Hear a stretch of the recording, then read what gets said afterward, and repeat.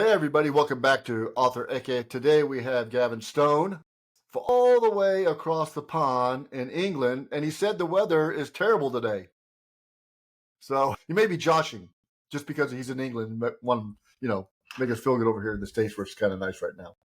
But hey, Gavin, thanks. We tried a couple times to connect, some technical issues, but hey, we got you on here because I would love to hear about your book, things you've got going on, and introduce your folks to the Author Eke.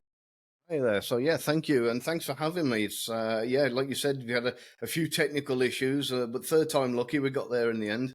There you go. All my fault. It's the English internet, it was awful.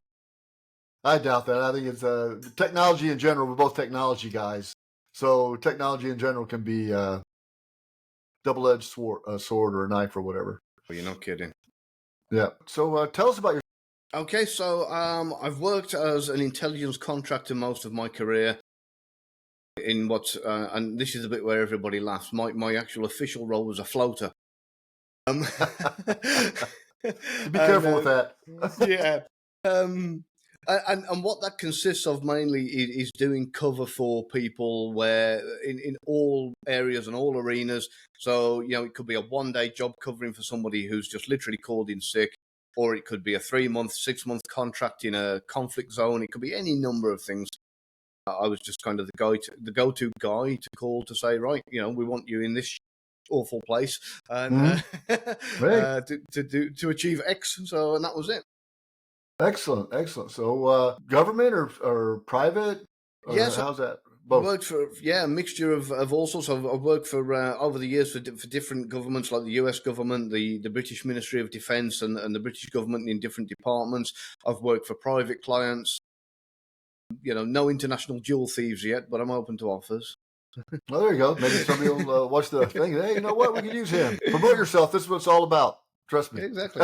And I've utilised, because when I moved out of working in the field, I started going into the teaching and training and instructor side of things. So I've taught for some of the large close protection companies, for government branches and that kind of thing, everything from surveillance to elicitation and so on and so forth. And somehow in the middle of it all, managed to get myself ranked as number 9 in the world body language expert. Wow. So that's fascinating. But I'm going to turn my camera off. Just say, this guy's a goofball. Oh dear. Yeah, it was. I wrote a book on that, a non-fiction book, which was just called "How to Tell If Someone Is Lying," which everybody's going to curse me out for the title, I know, but it was based on a Google search, and it was a way to cheat the algorithms. So wow. So that did quite well, and it went to the category of bestseller on Amazon in its category, and it did well. And I've had a lot of people from the intelligence community also contribute with that as well. So where do you learn? What's your background, like psychology or kinetics, or what is your background? So I studied psychology, and I'm qualified in psychology, and part of this probably stems from me leaving school early. I dropped out with no qualifications, and then I tried to overcompensate afterwards. I know how that feels. Yeah. So I'm sure I'm not the only person in the world with that story. So I ended up, I've now got something like 40 odd nationally and internationally recognized qualifications in different areas, from like I say, from psychology to close protection and NLP and all manner of different things. So and that's kind of what led me down the path of body language, because I'm just interested in human behavior in general anyway. That's interesting. So how long does it take you to sum somebody up?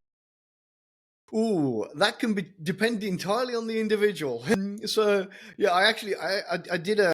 So I've got a confession here, and I hate talking about this little book. I wrote a little, and it's an embarrassment to even call it a book, because it's about 45 pages long, and I put it on Amazon as part of a split test, and it's called Cold Read Like a Spy, and it's this dreadful.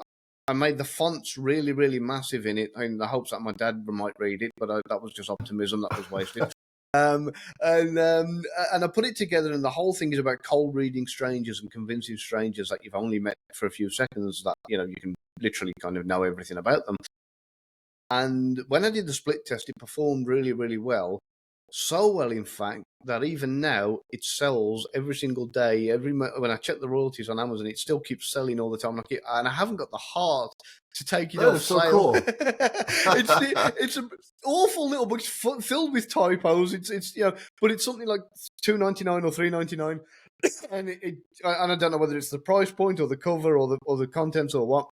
But it's just got the magic, so I can't delete That's amazing. it. That is pretty cool. So, can you sum somebody up virtually, or do you have to be physically there, or could you watch a tape of somebody and go, these mannerisms are so consistent with not telling the complete truth? Yeah, so I've done that many times. Again, I still get called in for this kind of thing by law enforcement, intelligence agencies, and that kind of thing. And they might have me in the other side of the mirror or of an interview room or looking at a videotape, that kind of thing. And they'll say, tell us what you see. On other occasions, I get called onto news shows or show YouTube channels like the likes of Eric Hunley to analyze footage of body language and that kind of thing. So yeah, That's amazing. it's quite fun. Yeah, That is pretty cool. thank you. I mean, for some reason, and I've never figured out why, I'll meet people and they will tell me their whole life story. And I haven't figured out, I don't know. And it's typically, You've got an approachable kind of personality, and you're obviously a good active listener. That's what it is. But I don't know but hey, I enjoy it. So please continue. I don't want to disparage anybody. Please continue. So did what you do professionally or what you've seen or done, did that kind of mold you in your book and what you wrote, or is it totally something else that you wanted to talk about or write about? No, so I've actually, so everything in the book, like number one in the series, that's this one here, The Unforgiven Spy. Everything in that book is based on personal experience. If it's in there, I've been through it. I've done it. I've experienced it, and so on and so forth. The only thing that is not from experience is the main character. He gets his daughter kidnapped, and his wife and daughter are kidnapped, and that's never happened to me. Luckily, I've tried to pay somebody to kidnap the wife, but nobody's interested. But they won't do it. No, tell me about it. That was a joke, everybody. But yeah, other than that, everything. Don't get me wrong; it didn't happen sequentially like it does in the book to the character in the book. It's just there's a bit from here and something I've done here, there, and everywhere. Right. All in the book to make the story. And when it comes to kind of adding that level of realism, because I've got the experience in body language that I've got, I can portray that in the characters with the way they move and the way they act and that kind of thing. Huh. That's pretty cool. So it's fiction based on, which a lot of fiction is, real world experience that are, somewhat obscured, or the way that you portray them to make them fiction. Because, a lot of fiction is nonfiction. That much I know from experience, yeah. And I've kept the continuity 100% in the book too. If I say this is the code to this particular door, that's the code to the door. If I say there's a secret military installation there, that's where it is. So I've kept everything. Even if I've mentioned a website, if it's in the book, it exists. It's real, or at least all of these things were at the time of writing anyway. So it's everything in it, and the tradecraft in it is all genuine. What is used in the field. That's what I try when I write fiction. Is that if you read it, you should be able to do it, go there, and it should be right where it's at, or the roads. As a matter of fact, from 104, the book that I just put out in May, my wife and I just got back from France, and we relived the book. And Brilliant. It's kind of cool is that in the book there is a bookstore. It's the oldest bookstore in Paris. And I took a book and gave it to them in the bookstore. So now they have a book of the book in the bookstore. So that's, and we do different things. I'm actually going to do a Veterans Day special or Veterans Day podcast or a video, the origins or the history of Veterans Day. Oh, wow. People, they always Veterans Day, yay! But these young people, yeah, it's just a 3-day weekend. They know it's a day off. Yeah, they know it's a weekend. So I want to kind of do that. So how do you like to write? Do you like to write, with music, or you have to be in a sterile environment, or and when do you write? What do you like? Your So writing habits? I've got this bit of a system where, and overall, I kind of know what the basic outline or plot of the book is going to be. I know how it's going to start, how it's going to end. It's the middle bit that I'm like, kind of, okay, let's work on where we're going to go with that. And what I'll do is, and people are going to think I'm crazy here, but creative people generally are. I'll go. You haven't seen some of my podcasts. Yeah. I'll either chill out on the sofa or go and lie on the bed or I'll do whatever. And in my head, I'm writing the next part. And to me, I'm watching it play out like a film. What's going to happen? How are people going to react when this happens? And and I'll kind of write it out. And sometimes I go, no, that can't be it. And I'll rewind and go and once I've played out that kind of chapter in my head, I've got it all there, and then I'll go to the laptop and go and type it, and I'm literally typing out what I've already planned, and then I'll write them into the most awkward position that I can possibly get. And I learned this from Dan Brown. I did a masterclass with Dan Brown. Oh, I love his books. Yeah, he's fantastic. One of my favorite books is Inferno. I'm looking. But he hasn't written any lately. I guess maybe he quit. I don't know. I haven't got a clue. He probably doesn't need to do them anymore, does he? So yeah, I write the characters into like a really awkward position and put them right up the creek, and then I end the chapter, and then I go, right, now how the hell am I going to get them out of that? Mm-hmm. Oh, there you go. Yeah, that's where you got to use your trade. That's it. Well, this gives me the excuse to put myself in that position and say, right, okay, so if I was in the field and that happened to me, what would I do? How would I? Where would I go? What would be the next step? So, and that's what makes fiction believable. Yeah. Because I mean, you can have fiction that's totally. Then that's called fantasy, right? Then it's not fiction. So yeah, I like that. Where you be able to. I like to be able, when I write, is like a movie, like somebody read it and close their eyes, they can see all the movements or all the pieces going into place in the story. And so do you outline, or are you just kind of pantser? More pantser, but I do, like I said, kind of have a rough idea in my head before I've started where I'm going to go. And the hardest part for me is because book 1, 2, and 3 they were originally going to be just a trilogy that was going to start with book 1 and end with book 3. So I've put things in book 1 which at the time of the reader reading it, kind of they're subtle enough for them to kind of not worry about it or to have it stand out. And some of these things don't come to light until book 2 or 3, and they go, that's why he was doing that, or that's why she was doing so. But not that stand out that they distract from the story in any way and kind of make jar it in any sense. So, but it all kind of comes together over books 2 and 3 and makes a bit more sense. So it's so when you write a series and you have the same characters in the series, of course, in the first book you just very detail the character, the attributes, right, all the characteristics. What you got to be careful in subsequent books is not to do that again. Yeah. You want people to go back and read the first one if they haven't read it yet. So exactly. How much character details or description do you put in the subsequent books? Usually, so I mean, in the first book, and I've tried to do this with everything from characters to rooms. So I'll digress slightly here, and then I'll come back to your question. But there's nothing worse, in my opinion, than you open a page of a book and it says the man walked into the room and there was a sofa over here and there was this and there was that and there was the other and blah blah. And it goes through all describing the rooms and the paintings and this long descriptive list where there's nothing going on, just description, no story. So what I'll do is I'll kind of tie the description into the story as it's been told. So, I'll go, character 1 walked into the room where at the far left there was an old sink and a kettle where he started making himself a cup of tea, the creaky cupboards, blah, blah, blah. Then, while he did that, character number 2 has wandered over to the other side and opened the window because it was a bit dry and stale. And so what I'm doing, I'm piecing the kind of the narrative and the story and the descriptions together all in one go. And I tend to do that with the characters as well. So in book 1, as he's going through the action, he's been slammed onto the bed and it says, his 6 foot frame, kind of engulfed this. And so you're building the same kind of picture bit by bit as the action's happening. And then book 2, I've been a lot more vague. I thought, that people have got I've tried to do book 2 so it could just about be read as a standalone. Mm-hmm. But Yep. if you really want to be filled in with everything, go back and read book 1. But yeah, not vague, but not as in depth as in book 1.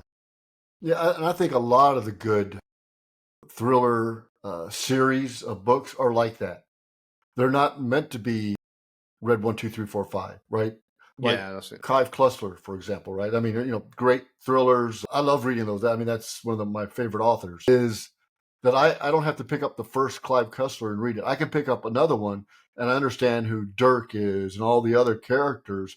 But if I want to, I can go back and read earlier ones. Yeah. And I think that's from that perspective of a book like that, it becomes, if not, it becomes a series like on TV, an episode. You gotta make sure what you watch the episodes wise. So yeah, I like that. I like that concept. And I try to do it's that. really hard to find the balance, as you probably know better than I do, because you don't want to go over old stuff too much to the point where anybody who's read the previous book is going, "Oh, I know all this," and then they're just bored and trying to flick past it.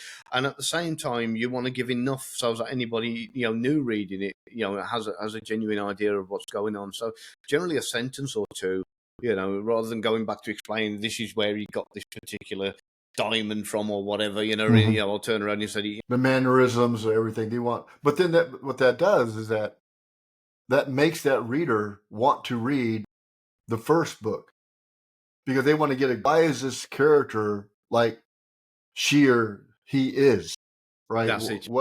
How do they get to this point where from what you could tell, he was maybe a sympathetic, empathetic man to somebody who became the most. How did he? How did that happen? What triggered all that? And so, but you got to put that teaser out there, right? That's right. You Yeah, got to make them like go back and read something else. yeah, and That's what getting that balance is it is it's a bit of an art form in some ways, isn't it? Yeah, exactly. I mean, you can almost in your books give back a little section of body language, right? And every book put a little something about body language. How can you tell, somebody, their eyes start blinking fast, or you can tell they start moving away from you, or they start the hand gestures, and then what happens is when they start going out, like they're meeting people, they're going, yeah, looking this for son of a gun is lying to me. And he's a car dealer. I can't believe that. Yeah, I've kind of cheated with these books a little bit, and I'll tell you for why. I've read that many spy books and cop books and all the other type of detective stories and everything else, and so any author who's out there that's done this, I apologise in advance for insulting you. But what will tend to happen is you'll have some super advanced kind of mature seasoned spy who will go out into the world and he will end up being teamed up either with a complete novice or a civilian. And then this is the kind of lazy author's way of explaining what's happening and why. And what they'll do is they'll turn around and they'll go, the civilian will say, "Why are you doing that?" And then the spy will explain it.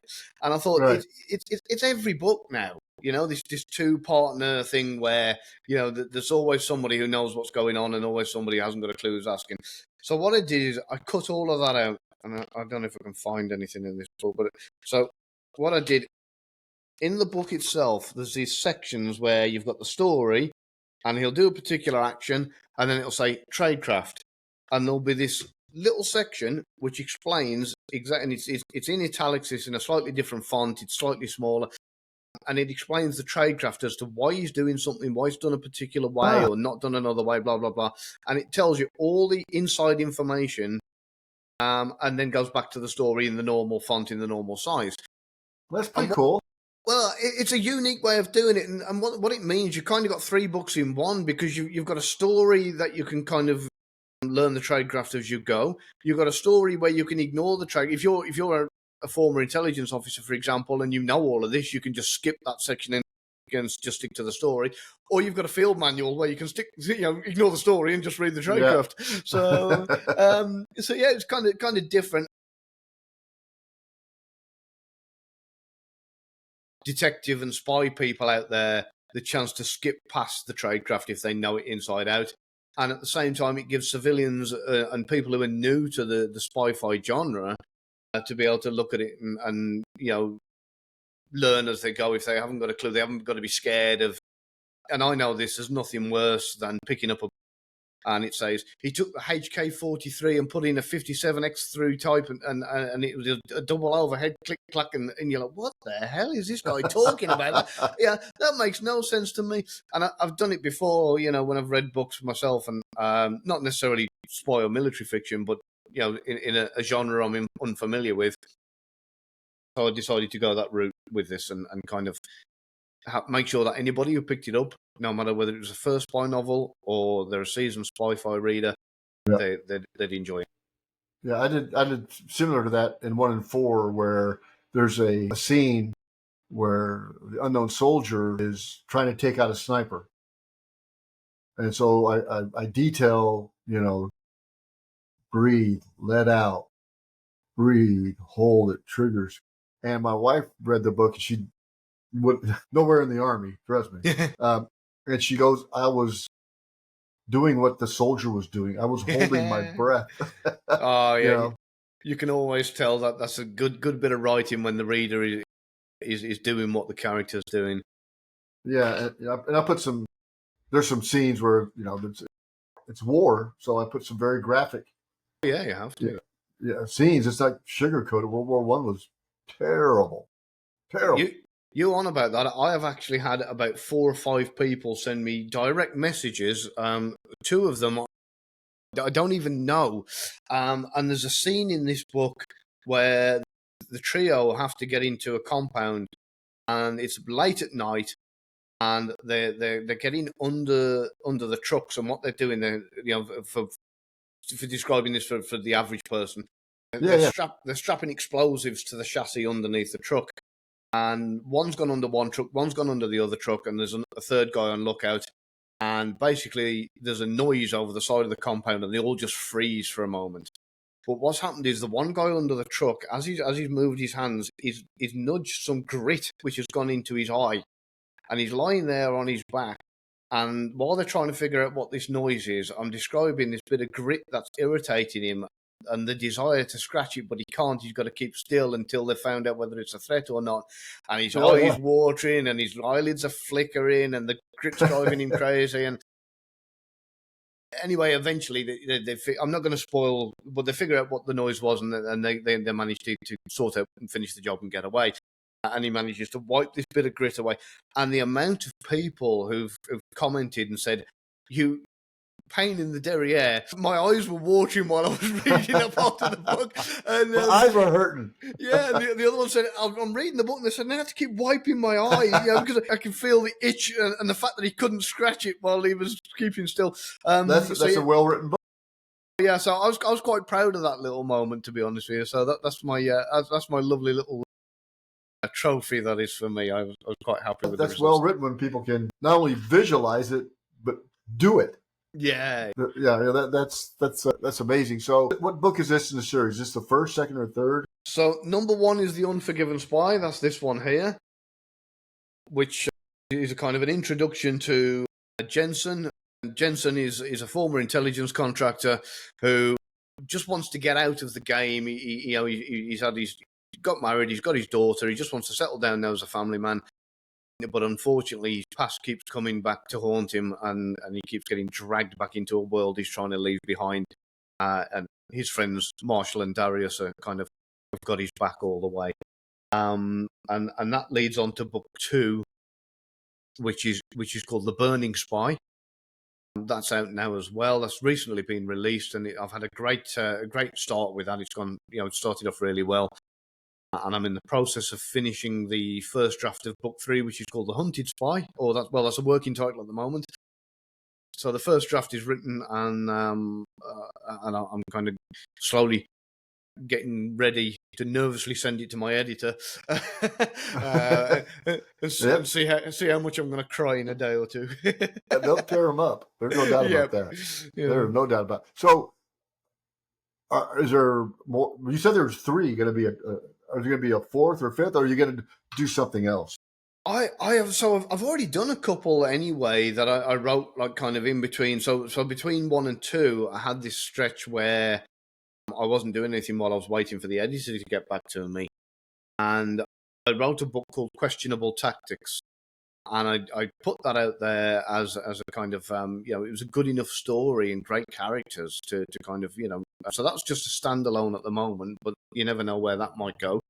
And then the trilogy that I've kind of written, as it were, I thought I would probably be done after book 3, but I don't think the trilogy is going to be done with me. I think they're There going you to go. Well, keep it up. I mean, yeah, they're holy going to want cow! to keep me Look back. how many James Bonds there are. Well, that's it. Yeah. So yeah, I'm gonna keep it. And there's lots of potential for longevity. One of the was it David Baldacci or anyway? One of the somebody gave me some advice the once. It won't come to me as to who it was who said it, but I remember them saying, write every secondary character in the book as if the book is about them. And I've done that in kind of, because Jensen, Darius, and Marshall are the main characters, but all the extra characters in it have got so much depth. I mean, there's one particular character called Major Jackson. He's in like kind of 2 minutes in one part, 3 minutes in another, and a minute at the end in the entire book, and everybody just fell in love with him and say, please put more of Major Jackson in book 2. Which I did, yeah. So, and that's it. I mean, the guy's that great, and everybody loved him that much that I've had to give him a bigger part in book 2 because and like I say, he's only a secondary character, and I've tried to do all the secondary characters like that. I don't want them flat and 2-dimensional. I've tried to give them all without boring the reader to death. I don't want to get to the point where I'm giving a backstory on somebody who's only in it for one page. But I've kind of give them all character, a good bit of character. Yeah, I'm actually started a book out of one of the characters of 1 of 4. Wow. And she's going to have her own book. Brilliant. Brilliant. I like it. So I'm doing a lot of research on the SOE. Yeah. World War II. A lot. Very fascinating. What the British were able to do with infiltrating France with people that were probably half British, half French. Yeah. They blend, right? And that's it. The things they did were amazing. So I'm reading a couple books on that. Well, that was the origin of the CIA, and we started off with going over to Canada with that, and then that was the origin, and which became the OSS, and that went down into the States, into Virginia, to become the CIA, and and that's where it all kind of stemmed from. Yep. So it's I've just tried like maybe 10,000 words, but it's I think it's going to turn out very well. It's going to have some. It'll get you. It's going to get you at the end. That I can guarantee. But yeah. So, are you self-published or do you have a publisher? So I had a couple of offers, and I was about to do it, and I was talking to a friend of mine from MI6. He had a few tradition published books, and he went down the route of self-publishing afterwards. And he said to me, in this day and age, he says, it's not like it used to be. He says, you're actually better off just self-publishing. You own all the rights. You own all the, And I did not long after that hear another person who had a little bit of a publishing nightmare when they went traditional, and they were offered a deal with Netflix to turn the book into the series, and it was because of the publisher and what they owned and the rights they owned and everything else. They couldn't reach an agreement, even though the writer said, yes, just go ahead and do it. The deal wasn't done, and he lost out on everything because the publishers wouldn't agree. So wow, yeah. So that was something that and again, there was another instance where a guy had written a book, a trilogy of books. That was all he was contracted for. He couldn't carry on writing anymore. They didn't want to. They got their trilogy out of him, and that was it. So he wrote a 4th book, not necessarily in a series, but a 4th book with the same characters in. And the publisher sued him. Yeah. Yeah, and they said, you can't do that. And they said, no, you own the books. I said, no, if you read your contract, we own the characters as well. So there was a lot of horror stories out there. So in the end, I thought, well, do you know what? If I've got to do all the marketing myself, if I've got to do everything else myself, I might as well publish it. So I'm self-published on a 104, and I'll probably self-publish all the rest of them. I have ultimate control of the book, and I like doing the marketing, even though I don't know, it's hard. I mean, nobody knows me, right? Travis, they don't know me from Adam, so just getting it out there. But I do like the marketing aspect of it. I'm pretty creative, so I can come up with some things and stuff like that. Just getting out there, and because there's plenty of people that'll rip you off. Yeah. And I have got offered some of the deals where they say, yeah, we'll give you a book deal and we'll do this and we'll do that and we'll do the other. And I say, okay. And I say, all you do is send us $15,000. And I'm like, hang on, that's not how this works. If I want to spend $15,000, I'll spend it in marketing. Thank you. Oh my God, yeah. And like you, I'm learning as I go, because this is all a new world to me after spending 20 odd years in the shadows, being nowhere and not existing. I've now had to push myself out in front of the world, come from nowhere, know nothing about the world of writing, and I'm making mistakes as I go. Some of them are very expensive, and learning and kind they of, can be. Yeah.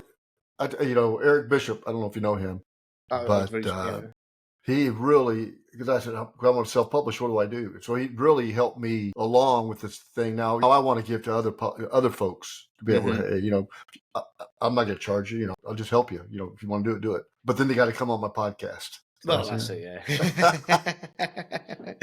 Yeah. But yeah, but I do like the marketing aspect of it. Just got to figure out what is the best. I do a lot of like book signings. Order some books, book signing. I feel I have to do a grassroots effort, right? I've got to, get simmering, right? Then it's got to get to the point where it's self-generating. Yeah, that's the thing. And so you learn your demographics too, which surprises me of who buys my book. I can believe that, actually. Yeah. It's. I mean, they reckon the majority of readers out there are female. Yes. So it's which gave me a little bit of a change with some of the new books that I've got like outlined for the future. With my audience, and saying, well, I might just alter the way this comes across slightly. So yeah, I mean, book signings amazing. I found are a bit. I'm sorry. Go ahead. Sorry. No, I'm sorry. I was just saying that book signings seem to be a bit of a catch-22 when it seems that like the people who want to come to book signings to meet the author are the ones who've already read the book and know you. And nobody wants to come to a book signing for an author they've never heard of. So you've got to, it's crazy. You've got to build your audience first and then kind of go out to them. Here in Texas, I belong to an organization, or what they'll do is Kroger, which is a big grocery store here in Texas and some other places in the United States. Probably, I think, largest or second largest in the United States. And so there's a program where they've got different ones that I can go and say, I want to do a book signing in there. So I go in there or whatever. I'll go from 10 to 4. I'll put a table up and put them, everything. It's great because all they have to do is scan the barcode of the book when they check out. Yeah. And then I just get a check, right? Oh, wow. For that. But, people are shopping. Cover's important. Cover drags them in. You got to have an elevator pitch, right? 30 seconds, boom, hook them. And then stop talking, and let them get the book and move on. But I like that because the demographics. You understand the demographics. You understand your pitch, or you can tell. So the reason I told you earlier, I'm doing a Veterans Day thing. And one of the reasons is I was at a book signing, and this young kid, 20, 22, 23, I don't know what he was young. And he said, talking about 104. I go, I get to the part of the Tomb of the Unknown Soldier, and he asked me, what is that? And I was flabbergasted. Wow. He didn't even know Arlington National Cemetery. So I had to go ahead and explain that to him.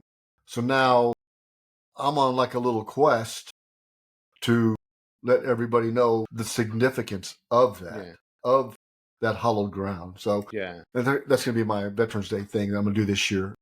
Well, hopefully at the local high school. You never know. Yeah. No, that's fantastic, because what it needs that right now to raise awareness a little bit and kind of, let the world know, why we have that extra day on that weekend. Yes. And, it's not just for a barbecue and beers. Why do you poppies, right?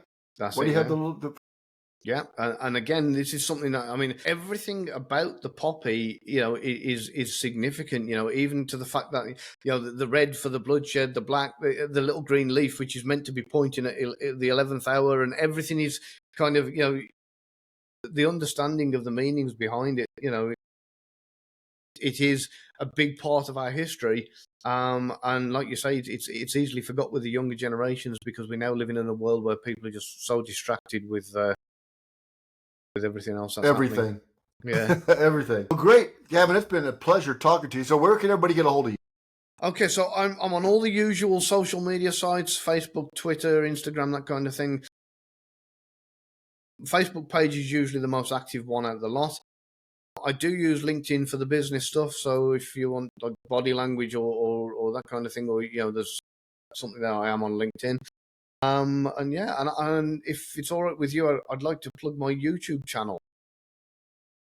And yeah, I mean, it's just literally Gavin Stone, author. And what I do, I get a load of people, usually who I've worked with or I know, or they're colleagues or friends of mine from the intelligence community. I've had the guy on who does the mind control program for the CIA. I've had the director of GCHQ. I've had the joint director of MI5 and MI6. I've had guys from the KGB. Wow, that's cool.